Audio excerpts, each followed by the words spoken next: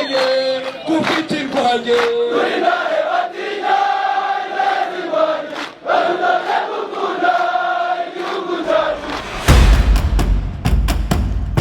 mu gihe izina M23 rimaze imyaka myinshi ryumvikana mu makuru yo muri Congo, abantu benshi baba babona amashusho y'intambara, abasirikare n'ibitero, ndetse abandi baba babibona biba amaso ku maso. Ariko inyuma y'ibi byose ari ikintu gitangaje ndetse gitungura n'abantu benshi, abenshi bavuga ko kiri inyuma y'amarido.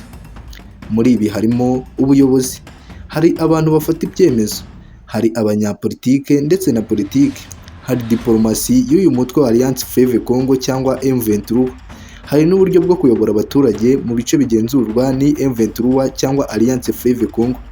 Gusa ibintu abantu benshi bibaza tugiye no gutohoza ni ibi ngibi: aba bantu bayoboye uwo mutwe ndetse bari inyuma y'ibi byose ni bande? Ese baturutse hehe? Ni gute bageze ku buyobozi buri mu mitwe y'igisirikare itinywa na Afurika ndetse n'isi yose? Uyu munsi tugiye kureba amateka y'abagabo bake bafite uruhare rukomeye muri Alliance Fleuve Congo cyangwa M23 cyangwa M23. Tubahe ikaze. Inkuru itangirira ku muntu utari umusirikare. Amazina ye bamwita Colonel Nanga. Uyu Colonel Nanga ntabwo yamenyekanye cyane kubera imbunda. Colonel Nanga yamenyekanye cyane kubera politike ndetse n'ibiganiro bya diplomasi. Uyu Colonel Nanga yavukiye mu burasirazuba bwa Congo, aza gukomeza amashuri ye kugeza ageze muri kaminuza ya Kinshasa, ahari muri Repubulika ya Demokarasi ya Congo. Mu rugendo rwe rw'ubuzima, uyu Colonel Nanga yakoranye n'imiryango mpuzamahanga ndetse aza kugera ku mwanya ukomeye cyane muri Repubulika ya Demokarasi ya Congo. Uyu Colonel Nanga mu mwaka wa 2015 yagizwe perezida wa Seni. Seni ni komisiyo y'amatora yo muri Repubulika ya Demokarasi ya Congo. Icyo gihe yabaye umwe mu bantu bakomeye kurusha abandi mu gihugu, kuko yarayoboye ikigo cyashoboraga gushyiraho perezida ndetse kikanamukuraho, cyashoboraga kugena uko amatora agenda ndetse kikanayahindura. Mu matora y'umwaka wa 2018 niyo yamugize icyamamare kurushaho, kuko uyu Colonel Nanga bivugwa ko ari we washizeho Felix Antoine Tshisekedi, amukuye aho yacuruzaga pizza mu Budage, akamwibira amajwi bikarangira abaye perezida, ahigitseho bari bahanganye mu matora. Bamwe barabyemeje, abandi bavuga ko aya matora yabaye mu mucyo. Gusa ibi ngibi byaje gutera impaka nyinshi muri Repubulika ya Demokarasi ya Congo, ndetse hari n'abavuze ko habayemo ibibazo byinshi cyane muri aya matora. Nanga yabaye umwe mu bantu bavuzwe cyane muri aya mateka ndetse no muri aya matora yabaye muri iki gihe. Gusa nyuma y'igihe ibintu byarahindutse. Uyu Colonel Nanga wahoze ayobora amatora yaje kwinjira mu ihuriro rya Alliance Fleuve Congo cyangwa M23. Uyu ni umutwe urwanya Repubulika ya Demokarasi ya Congo. Ibi byatunguye abantu benshi ndetse bitungura n'isi yari yaramumenye nk'igihangange, icyamamare, umuntu wagenaga uko amatora agenda, ndetse bamwe bibajije impamvu yabimuteye. Abandi bibaza niba yari yaratakarijwe icyizere na leta ya Kinshasa ndetse na perezida bivugwa ko yari yarashizeho ariwe Felix Antoine Tshisekedi. Nubwo impamvu nyazo zizwi neza nawe ubwe, ikigaragara ni uko uyu munsi ari umwe mu bayobozi bakuru ba Alliance Fleuve Congo ndetse na M23. Niba Nanga ari isura ya politike, uyu Sultan Makenga we turamwita iki? Ikaze kuri Sultan Makenga. Sultan Makenga ni isura ya gisirikare muri Alliance Fleuve Congo cyangwa M23, kuko uyu Sultan Makenga ni umugaba mukuru w'igisirikare ndetse akaba ariwe ufasha no kwigarurira uduce twinshi muri Repubulika ya Demokarasi ya Congo. Ese Sultan Makenga ni muntu ki? Tugwaye ikaze.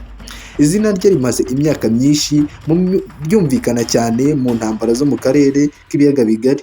Ahangaha harimo u Rwanda, harimo u Burundi, harimo Uganda, harimo Repubulika ya Demokarasi ya Congo. Uyu Makenga ari mu basirikare bamwe bafashije RPF mu kurwana urugamba rwo kuborora igihugu cy'u Rwanda mu mwaka w'1994, ndetse uyu Sultan Makenga ari mu bamwe mu basirikare bari bakomeye cyane muri Congo, ndetse akaba yararwanya intambara nyinshi zitandukanye. Uyu Sultan Makenga akaba ari namwe mu basirikare bashinzwe umutwe wa M23 afatanyije n'uwo bita Laurent Nkunda n'abandi basirikare nka Colonel Wiringoma n'abandi batandukanye. Gusa uyu Wiringoma we yarangije gutabaruka ahitanwe n'igisirikare cya Congo. Makenga yakuriye mu gihe mu ibyiruka rye cyangwa ikura rye yakoze mu gihe akarere kari mu bihe bikomeye cyane by'intambara, aho mu Burundi barwanaga, muri Repubulika ya Demokarasi ya Kongo barwanaga, ndetse no mu Rwanda hakaba hari intambara, no mu Bugande hakaba hari hashize igihe gitoya barasana Yoweri Kaguta Museveni afashe igihugu. Uyu Makenga yagiye agaragara mu mitwe itandukanye yitwaje intwaro yabayeho muri Kongo. Aha akaba ariho yagiye akura ubunararibonye bwo kurwana intambara nyinshi zitandukanye, ndetse bikamugeza no kuba umugaba mukuru wa Alliance Fleuve Congo cyangwa umutwe wa M23. Abamuzi bavuga ko ari umuntu ufite ubunararibonye bwinshi mu bya gisirikare, ndetse n'abamurwanya bavuga ko ari umwe mu bantu bagize uruhare mu ntambara zimaze imyaka myinshi muri Kivu y'Epfo ndetse na Kivu ya Ruguru, uhereye ku ntambara yarwanye kera ndetse n'iyo yarwananye na Laurent Nkunda bashinga uyu mutwe wa M23 cyangwa M23. Ariko hari ikintu abantu bose bamenyeranyeho. Makenga ni umwe mu basirikare bazwi cyane muri aka karere. Nabikubwiye hejuru ibyo azwiho. Mu mwaka wa 2012 ubwo M23 yavukaga, ni umwe mu bayobozi b'ingenzi bayoboye ibikorwa bya gisirikare, aho batakiye Bunagana bakamanuka muri za Masisi bagafata Goma, za Rushuru ndetse na za Rubaya. Ahangaha baharwanya urugamba rw'inkundura, dore ko nyuma baje kuhakurwa n'itegeko ry'amahanga n'igitutu bagahungira mu gihugu nk'Ubugande n'u Rwanda, abandi bagafungwa, abandi bagafatwa amateka. N'uyu munsi uyu Makenga aracyafatwa nk'umwe mu bantu bafite ijambo rikomeye cyane muri uwo mutwe wa Alliance Fleuve Congo cyangwa igisirikare cya M23. Hari abantu barwana ku rugamba gusa, ndetse hari n'abandi barwana ku meza, bakarwanisha umunwa, bakarwanisha amagambo, bakarwanisha amategeko, ndetse bakarwanisha n'icyo bita diplomasi. Muri uyu mutwe wa AFC cyangwa Alliance Fleuve Congo cyangwa M23, nkeka si ubwa mbere, si ubwa kabiri, ndetse si n'ubwa gatatu. Nimba ukurikirana amakuru ukaba uri muri Congo, ukaba uri hanze yayo, ukaba wumva amazina atandukanye, izina Bertrand Bisimwa ryakugeze mu matwi inshuro nyinshi. Bertrand Bisimwa ni umwe mu bagabo bakomeye cyane, ndetse yamenyekanye cyane nk'umwe mu bayobozi ba politiki ba M23, dore ko uyu Bertrand Bisimwa ashinzwe ibya politiki ndetse n'ibya diplomasi, yaba mu biganiro mpuzamahanga, yaba mu kuvugira uyu mutwe, yaba mu gutegura ibigomba gutangazwa n'ibitagomba gutangazwa. Mu gihe abasirikare bari ku rugamba, Bisimwa we yari umwe mu bantu basobanuraga intego z'umutwe n'ibyo usaba. Uyu nguyu akaba ari umwe mu bantu basobanura uko M23 ibangamirwa, uko inyungu zayo zibangamirwa, uko bakorerwa ihohoterwa, icyo barwanira n'ibindi bitandukanye.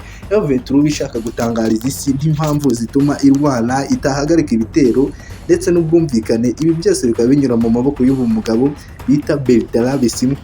Yagiye agaragara mu biganiro byinshi n'itangazamakuru mpuzamahanga. Bamwe bamubona nk'umunyapolitike ushaka impinduka nyinshi, abandi bakamubona nk'umwe mu buyobozi bw'umutwe urwanya ubutegetsi, dore ko ari nacyo ashinzwe, kuko uvuze ko barwanya ubutegetsi bwa Kinshasa ndetse na Felix Antoine Tshisekedi ntabwo waba ugiye kure. Ubu rero Bertrand Bisimwa ni umwe mu nkingi ya mwamba, kuko ari we uvuganira, utangaza ndetse ugena ibyo rubanda rumenya kuri uyu mutwe wa Alliance Fleuve Congo cyangwa M23. Ariko nta gushidikanya ko yagize uruhare runini mu kubaka isura ya politiki ya M23, kuko uyu nguyu ari muri bamwe mu bantu batumye M23 imenyekana mu buryo bumwe cyangwa ubundi, waba uri hirya no hino mu gihugu. Hari igihe amagambo aba akomeye nk'amasasu.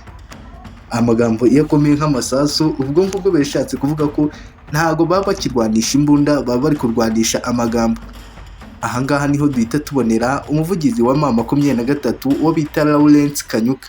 Ni umwe mu bantu bagaragaza icyo gitekerezo. Nkeka izina Lawrence Kanyuka, yaba kuri Twitter ku bayikoresha, yaba kuri YouTube, yaba kuri TikTok ndetse no ku munwa, izina Lawrence Kanyuka ntago waba utararyumva, kuko abantu benshi basipendinga cyangwa bamara umwanya munini bategereje gutangazo riraza gusohorwa ni Lawrence Kanyuka, uburyo bamenye aho intambara ya Alliance Fleuve Congo cyangwa M23 igeze irwana. Niwe uvugira Alliance Fleuve Congo cyangwa M23 iyo hari itangazo rikomeye nk'iryabo barashe, aho bafashe, ibitari kugenda neza, ibyangijwe, icyo bari guteganya n'ibindi bitandukanye. uyu Lawrence Kanyuka niwe bitangaza. Iyo hari ubutumwa bugenewe amahanga ndetse na leta ya Kongo, uyu Lawrence Kanyuka nabwo niwe ubitangaza. Iyo hari ibisubizo ku birego, akenshi niwe uba uri imbere kuko ashinzwe kurwana intambara y'umunwa. Akaba ari umwe mu nkingi ya mwamba ndetse no mu basirikare bakomeye barwanira Alliance Fleuve Congo cyangwa M23. Mu ntambara z'iki gihe ntabwo imirwano iba ku rugamba gusa, ahubwo hakenerwa n'umuntu ufite akarimi karyoshye cyangwa ufite amagambo menshi cyane nk'uyu Lawrence Kanyuka, ndetse uzi gushiramo utuntu twakwe two guhangana n'abantu, two kugaragaza impamvu barwana ndetse no gutangaza ibintu nta kujijinganya. Hari n'urugamba ndetse rw'amaguru, hari urugamba rw'imyumvire, hari urugamba rwo kumvisha isi uruhande rwawe ndetse n'ibindi bitandukanye. Muri aha ngaha rero niho Kanyuka azira agahita yigaragaza ndetse agahangamura isi n'amahanga, akayereka impamvu, agatangaza, akamenyesha n'ibindi byose byerekeranywe n'umunwa ndetse no gusakaza ku bantu benshi. Abantu benshi bibaza ikibazo kimwe: kuki AFC cyangwa M23 ifite abayobozi benshi batandukanye? Kuki ifite inzego za politike n'iza gisirikare? Kuki ifite abashinzwe ubukungu, ubuyobozi n'itumanaho?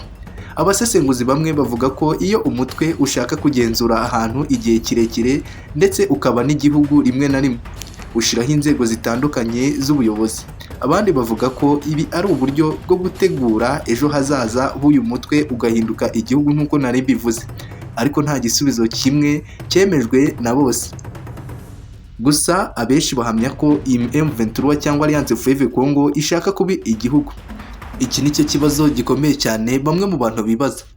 Mu gihe Alliance Fleuve Congo cyangwa M23 iri mu mutima w'impaka zikomeye muri Congo, hari ibiganiro bya diplomasi, hari ibikorwa bya gisirikari, hari inyungu z'akarere n'iz'amahanga. Nta muntu ushobora kuvuga neza uko ibintu bizaba bimeze mu myaka iri imbere, nko mu myaka 3 niba M23 izaba yarahindutse igihugu cyangwa yarakuwe muri Congo cyangwa yarahujwe n'igisirikare cya Congo. Ibi nta wabigena, ariko ikigaragara nuko abantu twavuze uyu munsi bafite uruhare rukomeye mu mateka ari kwandikwa ubu, yaba muri Congo ndetse no hafi yawo, kuko nta muntu utazi izina Alliance Fleuve Congo cyangwa umutwe wa M23. Iyo abantu bumvise izina Alliance Fleuve Congo cyangwa M23 akenshi batekereza ku ntambara, ariko inyuma y'amazina hari ibindi bintu, hari n'amateka abyihishe inyuma. Hari amateka y'aba bantu, hari ibyemezo bafata, hari ingaruka ibyo byemezo bigira ku buzima bwa miliyoni z'abaturage. Ikibazo gisigaye kibazwa ni iki: ese aya mateka azarangira ate? Ni ikibazo gishobora guhindura ejo hazaza ha Kongo n'akarere kose k'ibiyaga bigari. Andika igitekerezo cyawe hasi, kandi niba ushaka izindi nkuru zicukumbuye ku mateka, politike n'umutekano wa Afurika, kanda subscribe.